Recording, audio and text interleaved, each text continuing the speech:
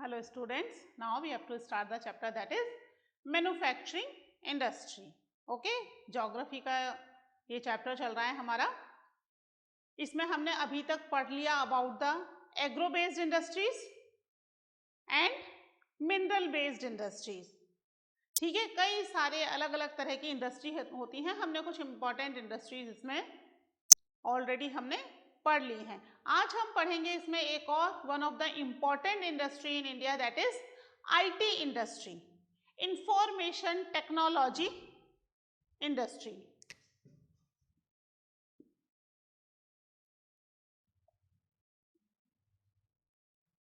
Information technology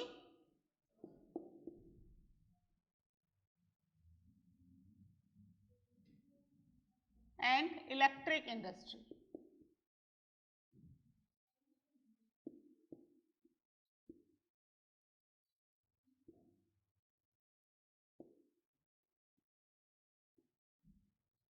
ठीक है, IT industry का नाम तो आपने सुना ही है ना. ये बहुत ज्यादा फेमस है. इस समय सबसे ज्यादा तेजी से जो इंडस्ट्री बहुत तेजी से डेवलप हो रही है that is the IT industry, है ना. और इलेक्ट्रॉनिक इंडस्ट्री भी इसके साथ बहुत तेजी से डेवलप हो रही है क्योंकि आईटी इंडस्ट्री में यूज होने वाले जो पार्ट्स हैं that is also manufacture in the electric industry, है ना. तो इलेक्ट्रिक नहीं, इलेक्ट्रॉनिक, सॉरी.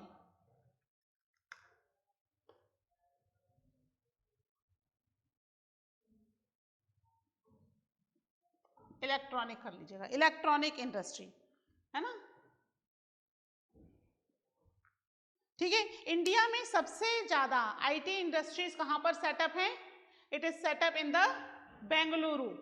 बेंगलोर को इंडिया की आईटी कैपिटल भी कहा जाता है ना. सबसे ज्यादा आईटी इंडस्ट्री वहां पर ही सेटअप है. इसका एक रीजन है कि बेंगलुरु में सबसे ज्यादा आईटी से रिलेटेड कॉलेजेस भी हैं, तो वहां पर उन्हें बहुत ही इजीली स्किल्ड पॉपुलेशन मिल जाती है to appoint in their industry. तो क्योंकि उनको अपनी स्किल्ड पॉपुलेशन ढूंढने के लिए कहीं नहीं जाना पड़ता, वहीं की वहीं वो उनको एम्प्लॉय कर लेते हैं. And the climate of the Bengaluru it is pleasant, तो फॉरेनर्स वहां पर आने से उन्हें कोई दिक्कत नहीं होती. अदरवाइज दूसरी जगहों का climate either it is very hot और वेरी कोल्ड, ठीक है, which is very difficult for the people of the other country to adjust in that type of climate. और बेंगलुरु का क्लाइमेट हमेशा प्लीजेंट रहता है ना. ना बहुत ठंड है ना बहुत ही गर्मी है, मॉडरेट क्लाइमेट है, एक तरीके से प्लीजेंट क्लाइमेट रहता है. और वहां पर बहुत सारे लोग ऐसे भी मिलते हैं they are willingly wanted to invest their money in the startup programs. नए प्रोग्राम्स में, स्टार्टअप प्रोग्राम्स के अंदर अपना पैसा इन्वेस्ट करने के लिए they willingly wanted to invest their money. उन्हें इसमें कोई रिस्क है, रिस्क फैक्टर के होते हुए भी कि अगर रिस्क होगा तो नुकसान होगा, लेकिन अगर मान लीजिए डेवलप हो गया प्रोडक्ट बहुत अच्छे से then they will earn more and more money, है ना. तो वहाँ काफ़ी सारी फैसिलिटीज अवेलेबल होने की वजह से mostly IT industry situated in the Bengaluru. तो Bengaluru is known as the IT capital of India. इसके अलावा कुछ और एरियाज हैं जहाँ पे मौसम तो अच्छा रहेगा ही, जैसे पुणे है, चेन्नई है, बॉम्बे है ना. इसके अलावा हमारी कैपिटल दिल्ली, गुड़गांव, यहाँ पर भी काफ़ी आईटी इंडस्ट्रीज हमें देखने को मिल जाएंगी. ये basically IT industry software develop करने का काम करती हैं, है ना. And it provide the facility और the services to the other industry not only in India but the outside of India. कई सारे दूसरी कंट्री के प्रोजेक्ट्स भी इंडिया में इन आईटी इंडस्ट्री के पास आते हैं and they develop that projects और the software for that particular country. ठीक है, इसको लिख लीजिए. The electronics industry cover a wide range. सबसे पहले इलेक्ट्रॉनिक इंडस्ट्री है ना. Electronic industry covers a wide range of product from transistor sets to television. छोटे छोटे ट्रांजिस्टर आते थे पहले, देखे हैं आपने, छोटे छोटे रेडियो जैसे. ट्रांजिस्टर आते थे उससे लेकर के टेलीविजन सेट तक सभी चीजें इलेक्ट्रॉनिक इंडस्ट्री बनाती है, जैसे टेलीफोन, सेल्यूलर फोन, पेजर आते थे पहले फॉर द मैसेजेस, पेजर के थ्रू मैसेजेस ही होते थे, फोन नहीं होता था। आजकल तो हमारे फोन पे मैसेज भी आ जाते हैं और फोन भी हो जाता है, पहले पेजर आते थे उस पर सिर्फ मैसेज जाता था और कुछ नहीं जाएगा, रिटर्न मैसेजेस, आप मैसेज टाइप करके सेंड कर दो जिस नंबर पे सेंड करना है, ठीक है। तो पेजर, ये सब चीजें, कंप्यूटर्स, बहुत सारे दूसरे इक्विपमेंट्स, सब तरह के इक्विपमेंट्स बनाती है, ठीक है। तो हम इसमें लिखेंगे ट्रांजिस्टर सेट टू टेलीविजन, ठीक है। फिर नेक्स्ट लिखिए इसमें, Bengaluru has emerged as the electronic capital of India, ठीक है। नेक्स्ट लिखिए, other important centres for electronic goods are Mumbai, Delhi, Lucknow, Mumbai, Delhi, Lucknow, Hyderabad, Pune, Chennai, Kolkata and Coimbatore.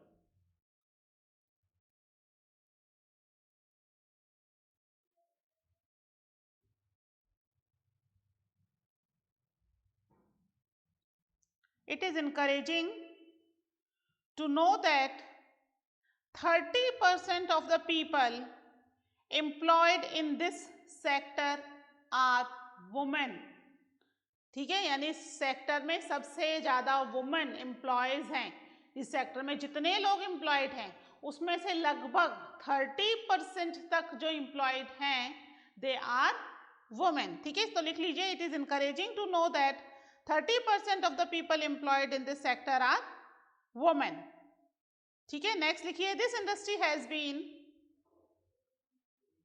a major foreign exchange earner in the last 2 or 3 years because of its fast growing business processes outsourcing sector, BPO, bracket में business processing outsourcing के बाद bracket में BPO लिख लीजिएगा, bracket में, है ना, BPO sectors, ठीक है। यानी इस इंडस्ट्री ने पिछले 2-3 साल में they earn a very huge amount of foreign exchange, यानी फॉरेन पैसा, फॉरेन करेंसी को काफी हद तक अर्न किया है because of its business process outsourcing, यानी बाहर के लिए बिजनेस को डेवलप करके, ठीक है, दूसरी कंट्रीज के लिए बिजनेस को डेवलप कर रही हैं, मतलब दूसरी कंट्रीज के लिए सॉफ्टवेयर और इलेक्ट्रॉनिक आइटम्स प्रोड्यूस करके उसको सेल कर रही हैं, ठीक है। तो यहां पर hardware as well as software, ठीक है। इंफॉर्मेशन टेक्नोलॉजी मतलब सॉफ्टवेयर, इलेक्ट्रॉनिक इंडस्ट्री मतलब हार्डवेयर। तो सॉफ्टवेयर और हार्डवेयर दोनों ही तरह के प्रोडक्ट को ये आईटी इंडस्ट्री जो है वो इंडिया से आउटसोर्स कर रही है and it earn a very good income through this, okay. India में अब तक लगभग 46 लोकेशन पे अलग अलग जगह आईटी सॉफ्टवेयर पार्क्स लगे हैं। सॉफ्टवेयर क्या पार्क्स क्या होते हैं, कितने लग चुके हैं अभी तक, लगभग 46 सॉफ्टवेयर पार्क, यानी जहां पर सॉफ्टवेयर डेवलप किए जाते हैं, उन्हें डेवलप करने की ट्रेनिंग भी दी जाती है, ठीक है, इंडिया में अलग अलग एरियाज पर। This is according to the 2010-11, हो सकता है अब तक ज्यादा हो गए हों, ठीक है। 46 सॉफ्टवेयर पार्क्स थे ऑल ओवर द इंडिया, ठीक है। This is about the IT industry. अब ये जो हमने इतनी सारी इंडस्ट्रीज पढ़ी हैं, ये सब इंडस्ट्रीज जो हैं अलग अलग तरह के पॉल्यूशन भी कर रही हैं, है ना। अलग अलग तरह के कौन कौन से पॉल्यूशन कर रही हैं उसके बारे में हम देखेंगे अभी, ठीक है। ये इंडस्ट्रीज जो हैं वो पॉल्यूशन कर रही हैं और एनवायरनमेंट को डिग्रेड कर रही हैं। Industrial pollution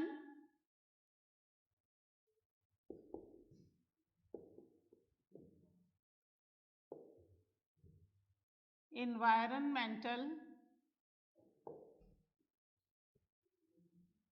degradation.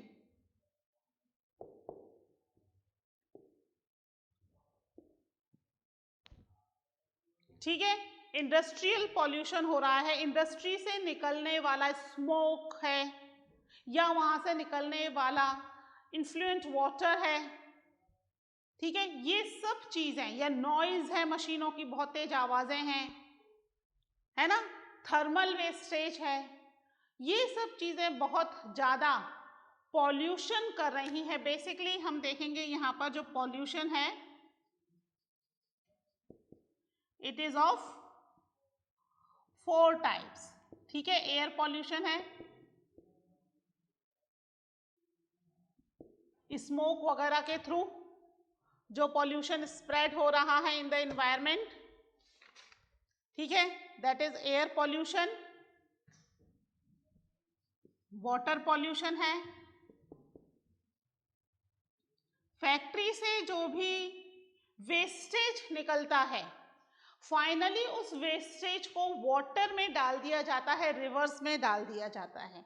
इसकी वजह से हमारी रिवर्स जो हैं वो बहुत तेजी से डिग्रेड होनी शुरू हो गई है, खराब होनी शुरू हो गई हैं। ठीक है, इसके अलावा थर्मल पॉल्यूशन है,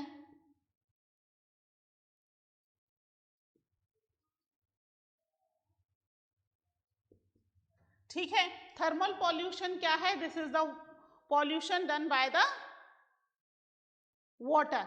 ठीक है, वाटर में जो पॉल्यूशन हो रहा है इसके बारे में भी डिटेल में हम पढ़ते हैं। इसके अलावा एक है हमारे पास नॉइज पॉल्यूशन। ठीक है, इंडस्ट्रीज वगैरह से निकलने वाली बहुत तेज नॉइज, ठीक है, this is also occurs the pollution. तो बेसिकली 4 टाइप्स ऑफ पॉल्यूशंस हैं, इंडस्ट्रियल पॉल्यूशन कह लीजिए इनको, या एनवायरनमेंट को डिग्रेड करने वाले इंपॉर्टेंट फैक्टर्स कह लीजिए। ठीक है, तो आप एक बार ये चारों पॉल्यूशन नोट डाउन कर लीजिए, फिर हम इसके बारे में लिखते हैं एक एक करके।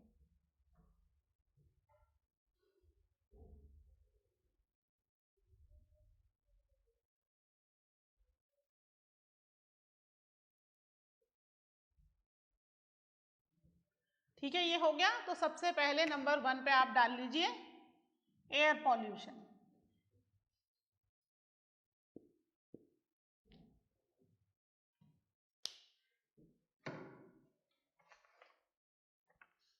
एयर पॉल्यूशन, ठीक है, it is caused by the presence of undesirable gases,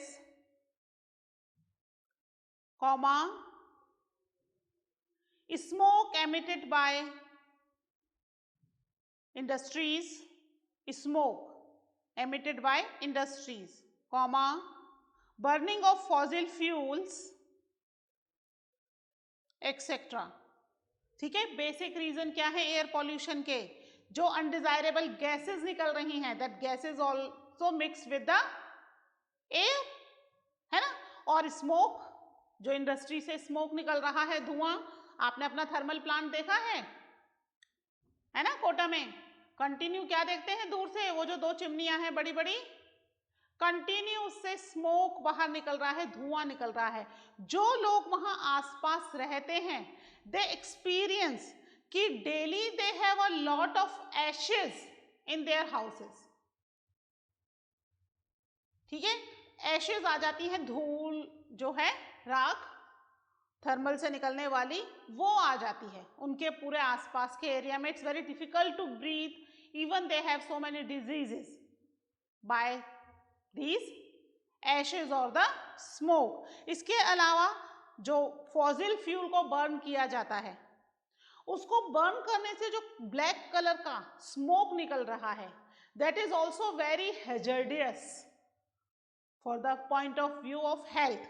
environment को तो डिग्रेड कर ही रहे हैं, इन्वायरमेंट का डिग्रेडेशन का डायरेक्ट असर किस पर हो रहा है? ऑन द ह्यूमन बॉडी, है ना, कंटिन्यूस नए नए तरह की डिजीजेज आ रही हैं। ठीक है, तो ये सब चीजें हो रही हैं। इसमें एक भोपाल गैस ट्रेजेडी आपने पढ़ी होगी पहले, भोपाल गैस ट्रेजेडी। इसमें क्या हुआ था,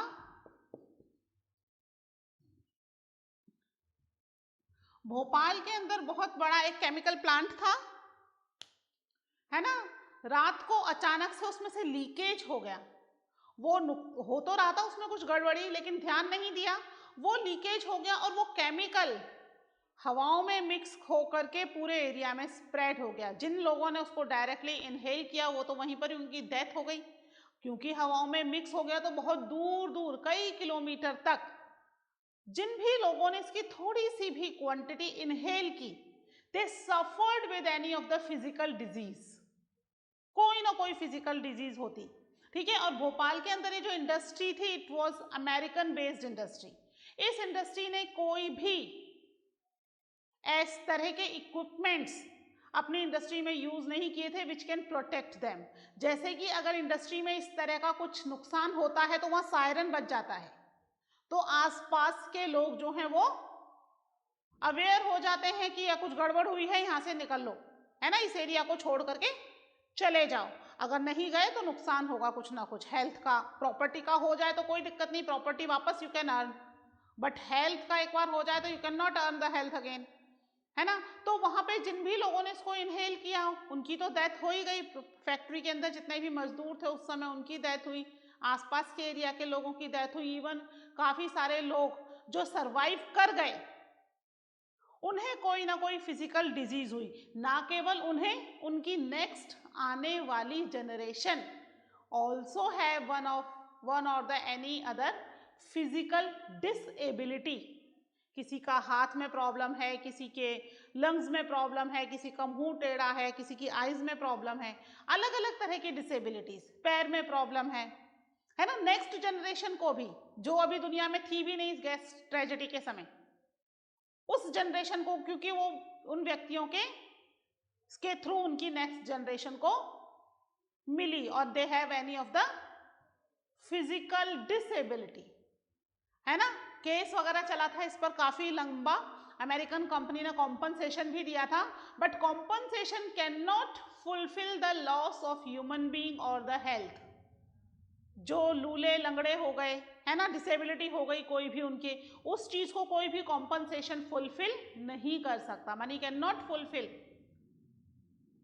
the disability of the health, है ना। तो यहाँ पर भोपाल गैस ट्रेजेडी हुई थी जो कि एयर पॉल्यूशन की वजह से थी। एयर में वो केमिकल्स इतने ज्यादा मिक्स हो गए थे and people those who inhale they were either died और meet with any of the health problem, ठीक है। तो यहाँ पर भोपाल गैस ट्रेजेडी इसका एक एग्जाम्पल है कि किस तरीके से एयर पॉल्यूशन लोगों की हेल्थ को नुकसान पहुंचा रहा है, ठीक है। उसके बाद नेक्स्ट पॉइंट डाल लीजिए आप, वाटर पॉल्यूशन, ठीक है। इंडिया में हर तरह की इंडस्ट्री है। अभी हमने देखा केमिकल इंडस्ट्री, ऑर्गेनिक, इनऑर्गेनिक, दोनों तरह के केमिकल्स यूज हो रहे हैं। इन केमिकल्स को यूज करने के बाद अब जो वेस्टेज है या वो जो मशीनें हैं उनकी साफ सफाई करके जो वाटर है उसको क्या कर दिया जाएगा, पानी को, उसको ट्रीट नहीं किया जाता कि उसमें से वो केमिकल्स निकाल लिए जाएं ट्रीट करके और फिर वाटर को डंप किया जाए। ये वाटर जिस भी कंडीशन में है, यानी कि उसके अंदर जितने भी ऑर्गेनिक और इनऑर्गेनिक केमिकल्स मिक्स हैं, उसी कंडीशन में इस वाटर को रिवर्स में, पॉन्ड्स में, लेक्स में मिक्स कर दिया जाता है। वो केमिकल्स क्या कर रहे हैं, उन वाटर को पॉल्यूट कर रहे हैं। जब उस वाटर को हम पिएंगे तो it can affect our health also. आपने देखा है ना आजकल हर घर में आरओ वाटर है, डायरेक्ट टेप वाटर हम नहीं पी रहे। Why is it so? Because of this water pollution. Water इतना ज्यादा पॉल्यूटेड है कि direct water we can not drink. अगर हम उसे पी लेते हैं तो we have meet with any of the health issue, ठीक है। तो वाटर पॉल्यूशन जो है वो सबसे ज्यादा प्रॉब्लमेटिक है। इसके अलावा वाटर में ये जो केमिकल्स वाला पानी तो मिल ही रहा है, इसके अलावा जो फ्लाई एशेज है, जैसे मैंने बताया ना आपको भी थर्मल वाला एग्जाम्पल, थर्मल की जो ऐश उड़ रही है वो फाइनली जब नीचे बैठेगी तो चंबल के पानी में भी तो मिक्स होगी, चंबल के किनारे ही तो थर्मल इंडस्ट्री है ना, चंबल में मिक्स होगी, वाटर में मिक्स होगी और क्या करेगी, वाटर को डिग्रेड कर देगी, वाटर की क्वालिटी को खराब कर देगी,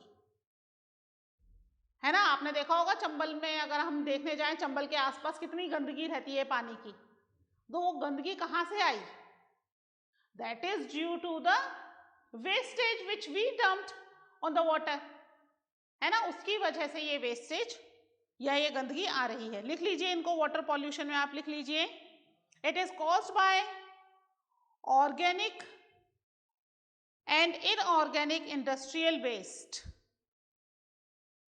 and effluent discharged into river.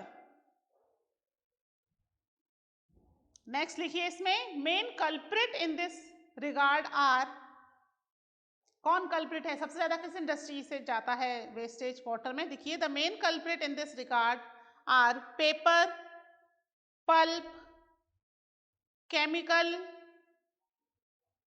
Textile, dyeing, petroleum refineries etcetera. ठीक है, ये इंडस्ट्रीज जो हैं ये क्या कर रही हैं, इससे निकलने वाला एसिड है या डाइंग के सब्सटेंस हैं, केमिकल्स हैं, ये सब चीजें फाइनली जाके रिवर में डंप हो रहा है, जो कि वाटर बॉडी को बिल्कुल बुरी तरीके से डिग्रेड कर देता है, खराब कर देता है। ठीक है, इसमें एक पॉइंट और लिख लीजिए, fly ash, phosphogypsum, iron and steel slag are the major solid waste in India. ठीक है, यानी फ्लाई ऐश, फॉस्फोजिप्सम, आयरन और स्टील से निकलने वाला स्लैग, उसको भी फाइनली क्या कर दिया जाता है, वाटर में डंप कर दिया जाता है। और इससे भी ये कैसे हैं वेस्टेज, जो कि थोड़े सॉलिड वेस्टेज हैं, है ना, और जिसकी वजह से वाटर पॉल्यूट हो रहा है। सॉलिड वेस्टेज मतलब जो हमें दिख रहे हैं बाकायदा, केमिकल्स वो वाटर में मिक्स हो गए, हमें पता ही नहीं चले, बट ये wastage we can see it, है ना, तो ये भी वाटर के अंदर डंप कर दिए जा रहे हैं, जिससे वाटर पॉल्यूट हो रहा है। ठीक है, नेक्स्ट लिखिए इसमें थर्मल पॉल्यूशन। थर्मल पॉल्यूशन जो है that is also related to water, लेकिन इसमें क्या किया जा रहा है, थर्मल पॉल्यूशन में वाटर जो कि हॉट वाटर है, इंडस्ट्री में काम हो रहा है ना, तो इंडस्ट्री में वो वाटर जो मशीन्स वगैरह की वजह से वाटर बहुत ज्यादा हॉट हो गया है, गर्म पानी है, हॉट वाटर को डायरेक्टली बिना कूल किए डायरेक्टली रिवर में छोड़ दिया जाता है। इससे क्या नुकसान होगा, हॉट वाटर छोड़ो या ठंडा पानी छोड़ो, रिवर में कोई नुकसान होगा क्या, होगा। ठंडे पानी से जो मराइन एनिमल्स हैं, रिवर में रहने वाले ऑर्गेनिज्म एनिमल्स, उन्हें नुकसान नहीं होगा, लेकिन अगर आप उबलता हुआ पानी उसमें डाल दोगे तो वाटर का टेम्परेचर अचानक से बहुत तेज इंक्रीज हो जाएगा और उसमें रहने वाले मराइन एनिमल्स उसमें सरवाइव नहीं कर पाएंगे, उनकी डेथ हो जाएगी। ठीक है, ऑलरेडी आपने तो इनऑर्गेनिक, ऑर्गेनिक मटेरियल और सब चीजें डाल दी, तो पहले ही उनके लिए ये तो काफी हद तक नुकसान हो गया। दूसरा, उसमें गर्म पानी भी आपने डाल दिया, ठीक है, आपने उसको ठंडा होने का वेट नहीं किया, नॉर्मल होने का वेट नहीं किया, डायरेक्ट जो हॉट वाटर है that is merge into the river, जिससे रिवर वाटर का टेम्परेचर इंक्रीज हो गया, एटलीस्ट उस साइड का तो जहां पर ये वाटर के अंदर डंप हुआ है, और due to that marine organism suffered a lot. ठीक है, इसमें लिख लीजिए, thermal pollution of water occurs when hot water from factories and thermal plant is drained into river and ponds before cooling, है ना, ठंडा होने से पहले ही पानी को वाटर में या रिवर के अंदर मिक्स कर दिया है। ठीक है,